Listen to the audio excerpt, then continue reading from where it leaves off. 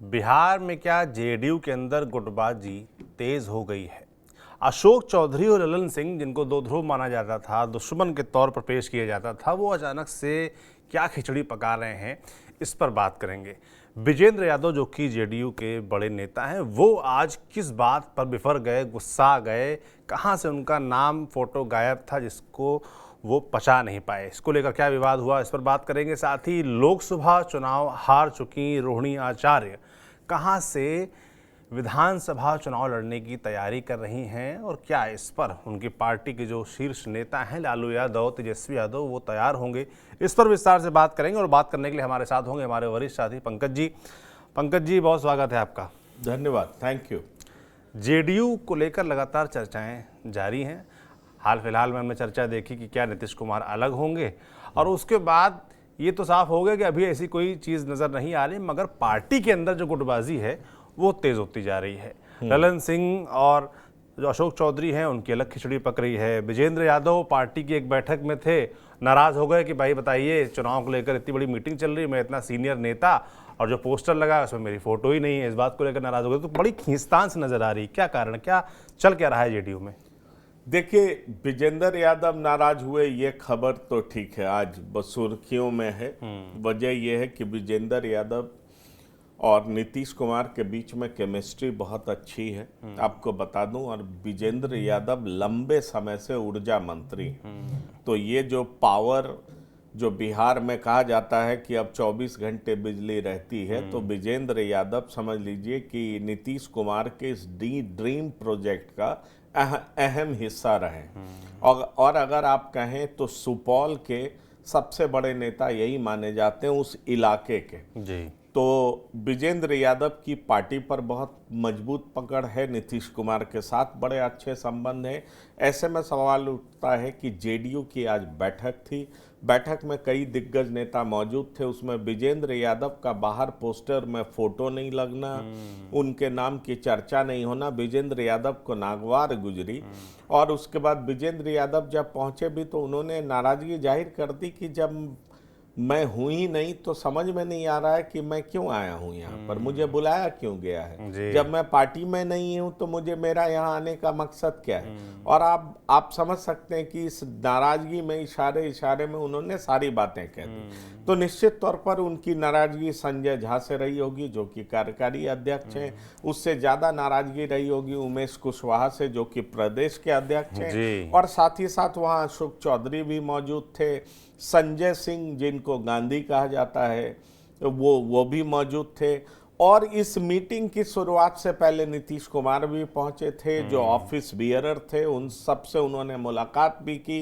तो इस मीटिंग को इस लिहाज से इम्पॉर्टेंट माना जाता है कि आने वाले विधानसभा चुनाव के लिए क्या तैयारियां हैं, किन रणनीति पर लड़ना है, कैसे कैंडिडेट का सिलेक्शन करना है, क्या अहम मुद्दा रखना है, किस तरह की बातें करनी है, इन तमाम चीजों पर बातें होनी थी, इसलिए इस मीटिंग को बुलाया गया जी। बड़ी मीटिंग लेकिन सौरभ, ये तो सबको पता चल गया कि आज विजेंद्र यादव नाराज रहे। पर सौरभ, क्या आपको मालूम है कि जेडीयू में गुटबाजी किस तरीके से तेज हो चुकी है? और जेडीयू में गुटबाजी इस तरीके से तेज हो चुकी है कि पोस्ट लोकसभा इलेक्शन जो अशोक चौधरी और ललन सिंह में बात नहीं होती, दोनों दो धुर कहे जाते जी। और ललन सिंह को जब नीचा दिखाना होता था तो नीतीश कुमार बड़ी ही चालाकी से अशोक चौधरी को तवज्जो देने लगते थे। वो अशोक चौधरी और ललन सिंह में इन दिनों बहुत छन रही। अच्छा, जबरदस्त खिचड़ी पक रही। क्या कहानी है? और आपको बता दें, आप हैरान हो जाएंगे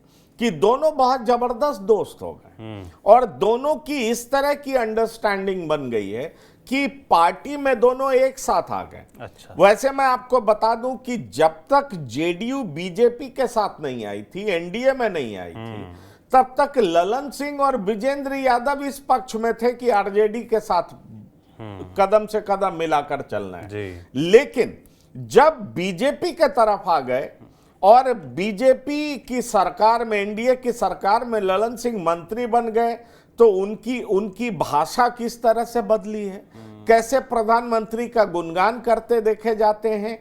और ललन सिंह जिस तरीके से तेजी से पीएम के नजदीक जा रहे हैं, उससे आप समझ सकते हैं कि वो अपना पूरा इमेज मेकओवर कर रहे हैं। वो समझ रहे हैं कि 5 साल केंद्र में मंत्री बने रहना है तो प्रधानमंत्री मोदी जी। और गृह मंत्री अमित शाह से शानदार बेहतर संबंध रखना होगा, और इस बेहतर संबंध के दम पर वो जेडीयू के भीतर भी ताकतवर रह सकते हैं।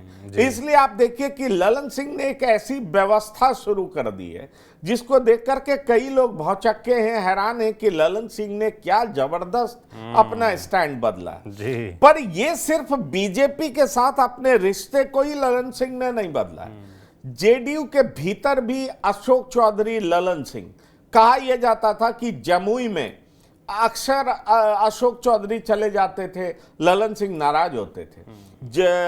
जमुई से शिकायत मिलती थी ललन सिंह को, और ललन सिंह ने कई बार अशोक चौधरी को कहा भी था। एक बार तो दोनों के बीच कहा सुनी ठीक ठाक हो गई थी, जो कि मीडिया में भी बात आई थी, और अशोक चौधरी ने यह कह दिया था कि आपके कहने से मैं नहीं रुकने वाला, मैं जाऊंगा वहां पर। कहा यह भी जाता था कि अशोक चौधरी बरबीघा चले जाते थे। बरबीघा के विधायक सुदर्शन काफी नाराज हो जाते थे, क्योंकि सुदर्शन सिंह को डर लगता था कि अशोक चौधरी अपने दामाद को वहां से चुनाव लड़ा सकते हैं, सायन कुणाल को। तो ये जो सुदर्शन सिंह हो चाहे जमुई हो, इन सब के नेता जो कि ललन सिंह के काफी करीब माने जाते थे, वो ललन सिंह को शिकायत करते थे। ललन सिंह उस समय राष्ट्रीय अध्यक्ष जी, लेकिन ललन सिंह राष्ट्रीय अध्यक्ष पद से हट गए। आपको याद होगा वो जो 30 दिसंबर की घटना थी, 29 दिसंबर, 30 दिसंबर, और ये जैसे ही 2023 बीत रहा था, बड़े ही नाटकीय तरीके से राष्ट्रीय अध्यक्ष को बदल दिया गया था। और दरअसल राष्ट्रीय अध्यक्ष को बदलने का मतलब ही था कि जेडीयू कुछ और सोच रही है, और जेडीयू कुछ और सोच रही है, इसलिए नीतीश कुमार खुद राष्ट्रीय अध्यक्ष बन गए। अब देखिए कहानी बड़ी दिलचस्प जी। कहानी दिलचस्प ये हो गई है कि अब अशोक चौधरी और ललन सिंह दोनों एक साथ आ गए, दोनों की दोस्ती जबरदस्त हो गई। इसकी वजह क्या है? इसकी वजह यह है कि देखिए बीजेपी के साथ सेतु का काम करने की जिम्मेदारी सौंपी गई है संजय झा को। संजय झा जेडीयू के कार्यकारी अध्यक्ष हैं। अब कहा यह जाता है कि बीजेपी में उनके शानदार संबंध और खासतौर पर अमित शाह के पास उनका एक्सेस जबरदस्त तरीके से। ललन सिंह इस बात को समझ चुके हैं जी। इसलिए ललन सिंह ने मंत्री बनकर के अपना एक्सेस, अपने संबंध बेहतर करने शुरू कर दिए और वो दिखाई भी पड़ता है। तो ललन सिंह को यह लग रहा है कि जो इंपॉर्टेंस संजय झा का रहता है बीजेपी के तरफ आने को लेकर के, उस जगह को मैं भी तो फिल इन कर सकता हूं। इसलिए यहां पर कंपटीशन की बीजेपी किसको तवज्जो ज्यादा देती है, तो यहां पर अंदर अंदर जरूर कुछ ना कुछ चल रहा। लेकिन लड़ाई की बड़ी वजह आप कह लीजिए तो वो समस्तीपुर को लेकर के। दरअसल अशोक चौधरी महेश्वर हजारी को हटाना चाहते थे। महेश्वर हजारी, ये बात आपको याद होगा, महेश्वर हजारी के बेटे सनी हजारी समस्तीपुर से कांग्रेस के टिकट पर चुनाव लड़े। महेश्वर हजारी अपने बेटे को लगातार मदद पहुंचा रहे थे, और महेश्वर हजारी जो है अशोक चौधरी की बेटी एनडीए की उम्मीदवार थी। लेकिन अशोक चौधरी की बेटी भी किससे चुनाव लड़ रही थी? एलजेपी रामविलास से। तो समझिए कि अशोक चौधरी चाह रहे थे कि हर हालत में महेश्वर हजारी को समस्तीपुर से जेडीयू से हटा दिया जाए, उनको सजा दी जाए। लेकिन पार्टी के भीतर जबरदस्त बैलेंसिंग एक्ट हुआ। बैलेंसिंग एक्ट क्यों हुआ? क्योंकि जिस तरीके से अशोक चौधरी ने अपनी बेटी को एलजेपी रामविलास से टिकट दिलवा दिया, आप कहें तो ये बात नीतीश कुमार को भी बहुत समझ में नहीं है। नीतीश कुमार को भी लगने लगा कि हमारे दो कद्दावर मंत्री अशोक चौधरी और महेश्वर हजारी दोनों अपने बेटी और बेटे को एक अलग अलग पार्टी से चुनावी मैदान में उतार दिए, और ये बात नीतीश कुमार को अच्छी नहीं लगी। ये मैं आपको बता सकता हूं। अब आप समझिए कि ठीक है, अशोक चौधरी की बेटी एनडीए की उम्मीदवार थी, लेकिन जेडीयू की तो उम्मीदवार नहीं थी। अशोक चौधरी एलजेपी रामविलास, जिसके मुखिया चिराग पासवान है, और चिराग पासवान के संबंध पूर्व में नीतीश कुमार से अच्छे पूरा नहीं प्रदेश रहे। के पूरा देश जानता है। ये पूरा देश जानता है। अब उस पार्टी में सामंजस्य बिठा करके अपनी बेटी को उतार देना, वो निश्चित तौर पर नीतीश कुमार को एक बार खटका तो जरूर। बिल्कुल बिल्कुल। और दूसरी तरफ सन्नी हजारी के लिए उनके पिता महेश्वर हजारी ने कांग्रेस से बैटिंग कर ली, लालू प्रसाद यादव से सेटिंग कर ली और उन्होंने अपने बेटे को उतार दिया। और उसके बाद कहा यह जा रहा था कि महेश्वर हजारी के खिलाफ एक्शन होगा, लेकिन अभी तक तो कोई एक्शन हुआ नहीं है। वो अपने पोजीशन पे जस का तस बने हुए हैं। इसलिए कहा जा रहा है कि अशोक चौधरी भी जिस तरह का एक्सेस रखते थे सीएम के पास, क्योंकि सीएम बार बार मैसेज देते रहते हैं, वो उनके बारे में कहा जाता है ना कि एक भुंजा पार्टी होती है, तो भुंजा पार्टी में वही लोग सम्मिलित होता है जो उनके करीब होता है। अच्छा। अगर आप करीब होंगे तो आपको बुला लिया जाएगा, आप करीब नहीं होंगे, किसी बात से सीएम नाराज हो गए तो आपको नहीं बुलाया जाएगा, मैसेज भी चला तो गया। ये जान लीजिए। तो बीच में कुछ दिनों तक ऐसा हुआ कि अशोक चौधरी, जो कि लोकसभा चुनाव तक या उससे पहले तक बहुत नजदीक दिख रहे थे, लोकसभा चुनाव के बाद भी जब सरकार बनी तो बहुत नजदीक दिख रहे थे। कहा जा रहा है कि सीएम दोनों से नाराज हुए कि आखिरकार दोनों ने अपने बेटी और बेटे को आगे बढ़ाने के लिए जिस परिवारवाद के नाम पर के खिलाफ सीएम अक्सर मुखर रहे हैं, और मुझे लगता है इकलौता ऐसा क्षेत्रीय दल है नीतीश कुमार का जो कि दावे से कह सकता है कि हमने परिवारवाद को आगे नहीं बढ़ाया। बिल्कुल। उन्होंने अपने बेटे को कोई ऐसी जगह नहीं दी है जिसको लेकर के कहा जाए कि वो जबकि पार्टी के भीतर लगातार डिमांड होती रहती है। परिवारवाद को बढ़ावा दे रहे हैं। अब समझिए कि ये दो प्लेयर, महेश्वर हजारी, अशोक चौधरी, ये दोनों का इंटरेस्ट क्लैश कहां होता है? समस्तीपुर में। और सिर्फ इन्हीं का इंटरेस्ट क्लैश नहीं होता जी। एक और उस इलाके के बहुत बड़े नेता हैं जिनका नाम है विजय चौधरी। जी। अब विजय चौधरी को भी ये बात ठीक नहीं लगी, जो कि हमारे सूत्र बताते हैं कि कैसे अशोक चौधरी ने अपनी बेटी को वहां उतार करके वहां के पॉलिटिक्स में दखल देना शुरू कर दिया। आप इस बात को समझ रहे हैं? ठीक है, वो सीट सुरक्षित है, लेकिन सराय रंजन से ही जीतते हैं ना विजय चौधरी। तो विजय चौधरी उस पूरे इलाके में कौन डीएम होगा, कौन सीओ होगा, कौन बीडीओ होगा, कौन एसपी होगा, कौन डिप्टी एसपी होगा, कौन ऑफिसर आएगा, किसको काम मिलेगा, इस सब पर वर्चस्व किसका रहता था जी। ये तो विजय चौधरी तय करते थे, लेकिन अब वहां कौन पहुंच गया? अशोक चौधरी पहुंच गया। अशोक चौधरी अपनी बेटी के जरिए पॉलिटिक्स तो वहां करेंगे ही ना, उनका इंटरेस्ट तो दिखेगा ही ना। तो कहा यह जाता है कि अब के टाइम में जेडीयू में इस तरह का ग्रुप बना है कि एक तरफ विजय चौधरी, महेश्वर हजारी, ये सब एक तरफ आ गए, और दूसरी तरफ आप कहिए, हाँ, विजय चौधरी, महेश्वर हजारी, संजय झा, इन लोग का एक ग्रुप है, और दूसरी तरफ आप कहिए तो अशोक चौधरी और ललन सिंह, इन दोनों के बीच में खिचड़ी पकने लगी। अब देखिए, खिचड़ी पकने लगी तो चूंकि केंद्र में भी अब बीजेपी के नजदीक कौन, तो पहले तो कहा जाता था आरसीपी सिंह थे, तो आरसीपी सिंह पार्टी से निकल गए। उसके बाद संजय झा हैं, तो संजय झा को मंत्री बनाने की बात थी, लेकिन नीतीश कुमार ने ललन सिंह को मंत्री बना दिया। ललन सिंह मंत्री बनते ही बीजेपी से रिश्ते सुधारने लगे। जो काम संजय झा ही कर सकते थे एकमात्र जेडीयू में रहते हुए, वो काम ललन सिंह करने लगेंगे तो उनका इंपॉर्टेंस और बढ़ सकता है। वो काम अशोक चौधरी करने लगेंगे तो उनका इंपॉर्टेंस भी बढ़ सकता है। इसलिए अब इस तरह का पॉलिटिक्स होता जा रहा है कि एक तो स्थानीय पॉलिटिक्स और दूसरा केंद्रीय राजनीति। आप दोनों को मिला जुला करके देखेंगे तो आपको एक बात समझ में आ जाएगी कि किस तरह की गुटबाजी है। और पिछले दिनों 3 दिन तक अशोक चौधरी दिल्ली में रुके थे, लेकिन उनकी मुलाकात अमित शाह से नहीं हो पाई। वो अमित शाह से मिलना चाहते थे। मुझे यह पुख्ता पता है कि अशोक चौधरी भी अपने सोर्सेस के जरिए बीजेपी के टॉप लीडरशिप से संबंध सुधारना चाहते हैं, बेहतर करना चाहते हैं, नजदीक जाना चाहते हैं।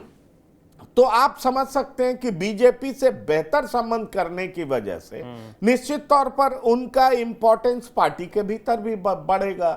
और अब सिर्फ बेहतर संबंध के लिए संजय झा जाने जाते हैं, लेकिन अशोक चौधरी को लगता है अगर हमारा भी बेहतर संबंध हो गया तो हमारी भी तो एक रेस से चल पड़ी बीजेपी से बेहतर संबंध किसके? जी हाँ, और उसी तरीके से ललन सिंह को भी लगता है कि हम बेहतर संबंध कर लें तो हमारी स्थिति हमारे गृह जिले में भी अच्छी होगी और जेडीयू में भी अच्छी होगी। इसलिए आप ललन सिंह की भाषा सुन लीजिए। और सबसे बड़ी बात यह है कि ललन सिंह को जिस तरह से लोगों ने जिताया है, इस बार ललन सिंह का पूरा डाउट क्लियर हो गया है कि दरअसल इस बार उनको किन लोगों ने वोट दिया और किन लोगों ने वोट नहीं दिया। इसलिए ललन सिंह अब आप समझ चुके हैं कि बीजेपी से बेहतर रिश्ता रखना ही उनकी राजनीति को भी सूट करता है, उनकी पार्टी में भी उनका कद बढ़ाए रखेगा, और इसलिए ललन सिंह उस रास्ते में काफी आगे बढ़ चुके हैं। और जहां तक समस्तीपुर का सवाल है, तो समस्तीपुर में निश्चित तौर पर विजय चौधरी और अशोक चौधरी के इंटरेस्ट का क्लैश हो रहा है, इसलिए वहां पर विजय चौधरी अशोक चौधरी दोनों अलग अलग रास्ते चल पड़े। तो अशोक चौधरी और ललन सिंह साथ आ गए हैं, विजय चौधरी और संजय झा साथ आ गए, क्योंकि ये पार्टी के भीतर भी जो नूरा कुश्ती होती है, रस्सा कशी होती है, वो जारी है। और महेश्वर हजारी जिनको निकाले जाने की बात कही जा रही थी, उनको नहीं निकाला गया। अशोक चौधरी बहुत चाह रहे थे, लेकिन महेश्वर हजारी को नहीं निकाला गया, क्योंकि उस इलाके में अशोक चौधरी को भी कैसे बैलेंस रखा जाए, इसलिए महेश्वर हजारी को पार्टी में बनाए रखा गया है। तो आप पूरी राजनीति समझ गए होंगे कि आखिरकार समस्तीपुर से लेकर दिल्ली तक किस तरह की राजनीति चल रही है और जेडीयू के भीतर गुटबाजी क्यों तेज हो गई। अद्भुत है। मतलब ये जेडीयू के अंदर की राजनीति कह लीजिए इसको, चाहे बिहार की राजनीति कह लीजिए, वो अद्भुत है। और कैसे एक दूसरे के लिए कील कांटे बिछाए जा रहे हैं, आगे बने रहने की, बीजेपी से संबंध बनाए रखने की होड़ है, वो अद्भुत है। अब बात करते हैं रोहिणी आचार्य की।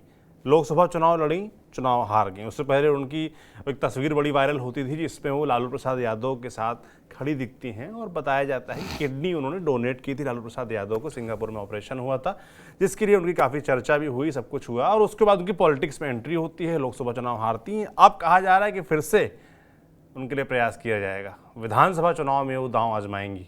सही बात है?